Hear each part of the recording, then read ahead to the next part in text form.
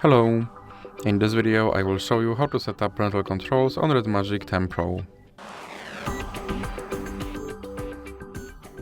So you have to start by opening your settings application, and then you have to scroll down and click on Google.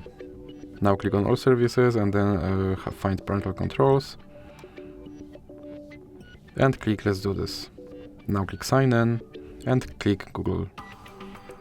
Now you have to enter your lock screen pattern, and here you have to enter your email address.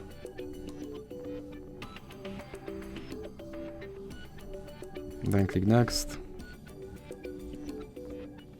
and here you have to enter your password, and then click I agree,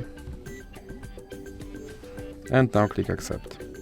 Then click on supervise hard and click next. Now you have to enter your parent email address, then click next, and here you have to enter your parent password.